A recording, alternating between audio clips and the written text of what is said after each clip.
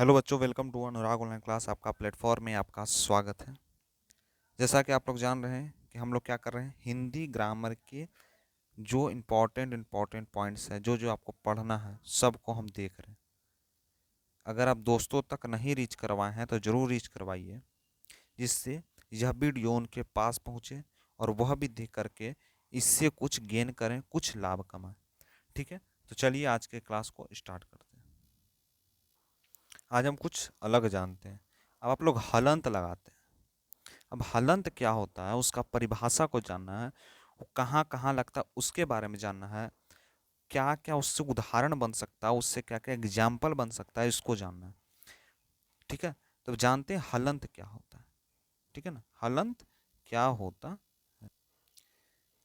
तो जानते हैं हलंत क्या होता है। हलंत में जो बोला जाएगा, तो जब किसी व्यंजन का प्रयोग स्वर से रहित किया जाता है, तब उनके नीचे एक तिरछी रेखा लगाई जाए, जो आपको बताए थे। स्वर से रहित किया जाएगा तो उसके नीचे एक तिरछी रेखा यानी इस तरह की रेखा लगाई जाती है। तो यह रेखा ही हल कहलाती है। यह रेखा जो है हल रेखा कहलाती है। हल युक्त व्यंजन हलंत वर्ण कहलाते हैं। जो हल युक्त व्यंजन है वो हलंत वर्ण कहलाते हैं। जैसे में विद, विद,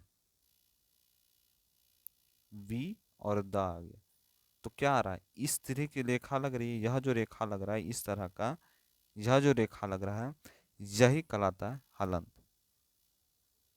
ठीक है, अब बात करते हैं हलंत किसी वर्ण के आधे होने का एक सूचक चिन्ह है, जो वर्ण के नीचे लगाया जाता है और पश्चात जो आधा को सूचित कर रहा है।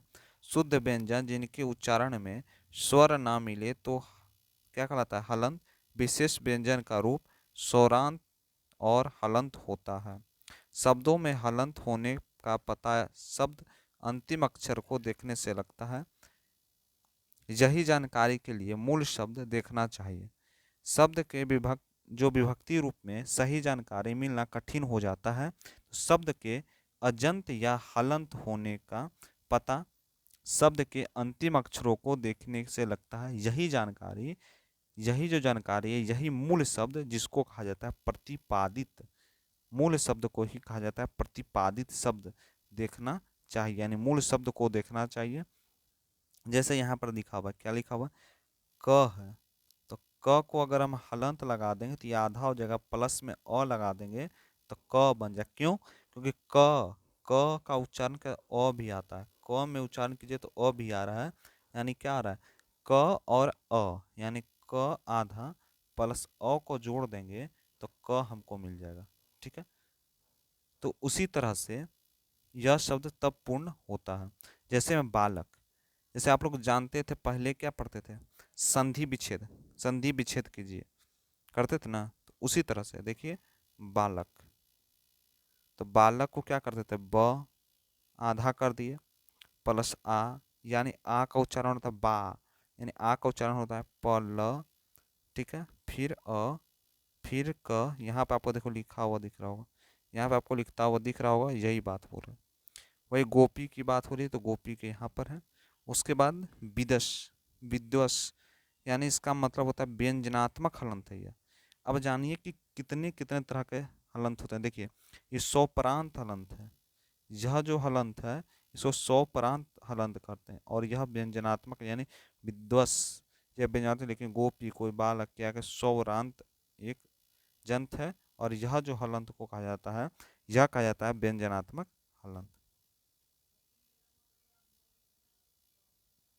अब जानते हैं कि शब्द विचार क्या है। अब क्या जानना है, शब्द विचार क्या है, शब्द विचार किसे कहते हैं। तो शब्द की परिभाषा को सबसे पहले जानना है, शब्द किसे कहते हैं।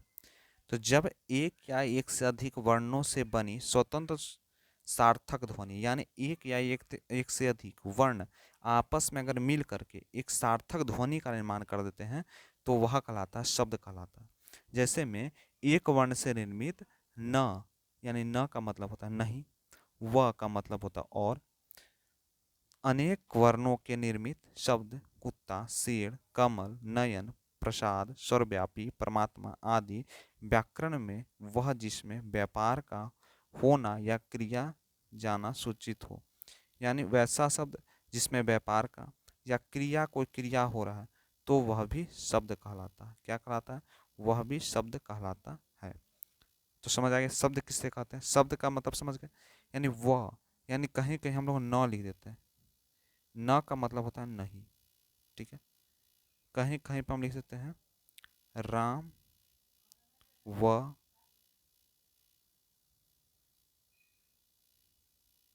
श्याम लिख देते हैं, यानी बीच में व लगा दिए, यानी इसका मतलब हो गया और, मतलब राम और श्याम हो गया, ठीक है।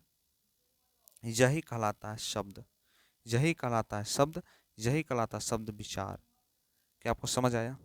समझ आया तो नीचे कमेंट करके जरूर बताइए। तो आज बार इतना ही, मिलते हैं अगले क्लास में। Thank you.